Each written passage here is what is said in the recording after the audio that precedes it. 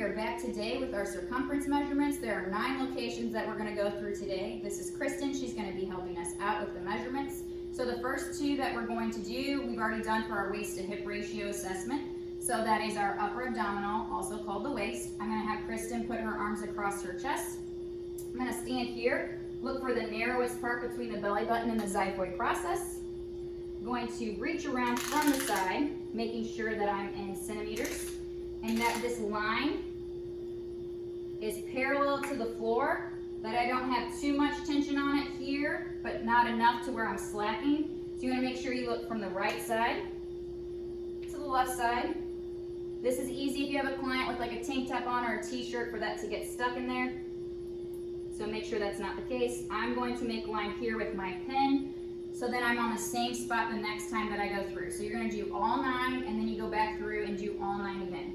You want to make sure that you're within a ½ centimeter your second time. If you're not, then you'll need a third trial to make sure that you're accurate here. All right, the next one is going to be our hip fold. So feet together. Yep. You're going to look from the front, seeing the widest part of the hips. And then you're going to look from the side, see the widest part of the glutes. You're going to have your client cross their arms again. Reach through from the side. I want you guys to see here, making sure that you're totally parallel to the ground in the front and in the back, and that you have appropriate tension when you come here from the side. This one you're not going to be able to mark a line on. I don't think your clients will appreciate this, so you're just going to have to make sure that you're getting a little bit better at this each time that you do it. And then if you're not accurate within that ½ centimeter the second time around, then you're going to do it a third time.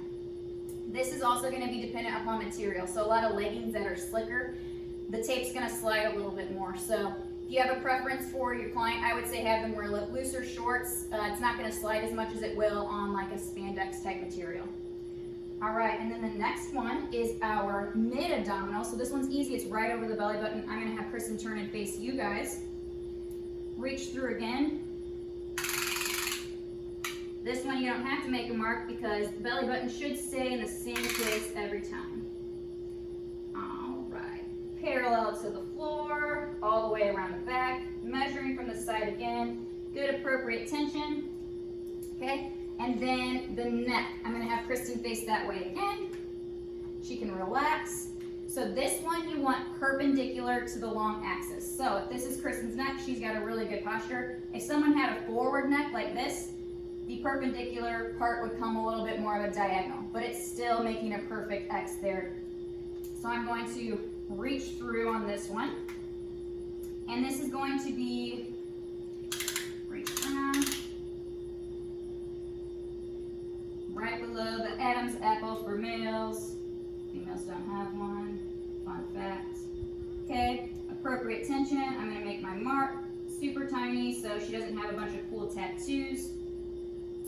All right, and then after that one, I'm going to do the arm. So this is just called the arm site, but we can call it the upper arm. Kristen's gonna face you guys with her arms out to her side with her palms facing, okay? So this one's very similar, it's exactly similar with your measurement to your skin fold measurement. Between the acromion process and the olecranon process, I'm gonna have Kristen bend her arm at a 90-degree here, so I can palpate that olecranon process. I'm going to measure all the way down the back. Kristen, can you turn to the left real quick so everyone can see this? All right, so I've got a 14, which means I'm gonna put my mark at 7. I'm making this line parallel to the floor because that's where my tape's going. So Kristen's going to relax her arm now. Then I'm going to reach through here, making sure that I'm in centimeters. Totally parallel and perpendicular to this long axis, but parallel to my line. Enough tension, I've got that one. Now we're gonna go to the calf. So Kristen's gonna face you guys again. You want your client's feet to be approximately 20 centimeters apart. So go ahead and kick the feet out just a little bit more, There we go. And then on this one, it's not a specific, halfway between the acromion and the olecranon. This one is just going to be the maximal girth between the ankle and the knee. So this one's just a little bit more of a judgment call. So if you need to, let's say you measure here and you get 31 centimeters. But then you're like, I don't know if that's the biggest part, but I go down here, and now I've got 32 centimeters. So you might need to do a little bit of that, especially because it's not a specific landmark. So I'm gonna reach through, feel comfortable about my mark. Gonna make a little mark here for my next time. Then I'm going to move back up to the forearm. And this is going to be the largest part between the wrist and the elbow. All right, so again, this is an eyeball. You'll want to make sure that you measure at a couple spots to make sure you have the largest part here. Usually, it is going to be closest up to the elbow. For females, if you have a male that has really big forearm because they work out a lot, they have a little bit more muscle hypertrophy, it might be just a little bit lower, but it's still going to be probably on the upper part of this forearm. Go ahead and rest your arm down. All right, 2 more. Kristen's going to face this way. This is the hips thigh one. So the hip thigh one, make sure you don't say hips thigh. I kind of slang that sometimes, which gets confusing because you're just going to measure around one leg. So feet are apart again, just like they were for the calf. You are going to reach through here, have your tape go up here, and basically you're going to measure around the thigh right below the gluteal fold. All right? So this one is oftentimes easier to see with leggings or things of that sort. Make sure that's totally parallel to the floor. Sometimes for some people, they have a little bit more of a protrusion and there's a definite fold between the glutes and the thigh. It's very obvious where that is. Some other people, the thigh kind of runs into the glute a little bit, so you're just gonna have to make a judgment call. No one should be completely flat to where it's really confusing and you have no idea. There's exceptions to every rule, but generally right on the inside of the thigh, the top portion, and then you're there and then you make your measure.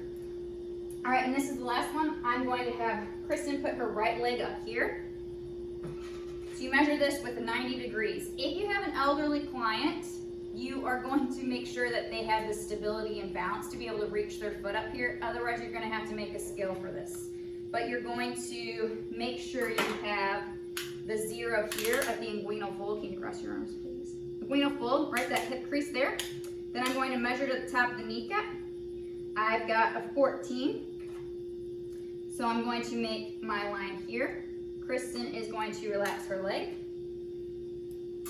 Now I've got that. And from the side, I'm going to measure here. Right along that line. Kristen, can you just turn at a diagonal to the front? There we go. So you guys can see this, making sure this is here. Another thing would be to make sure that you guys are consistent. So I've been drawing my pin mark right underneath my tape measure. If you're going to do it right above, yeah, it's only like a half a centimeter, almost a centimeter.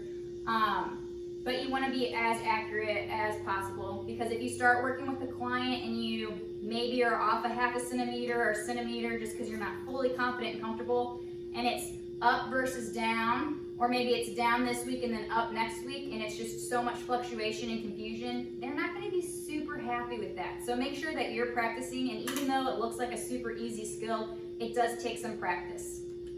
All right, guys, that was circumference. Make sure when you go through and mark all 9 sites, you go back through a second time, making sure you're within a half of a centimeter, and then if you're not, you're going to do it a third time.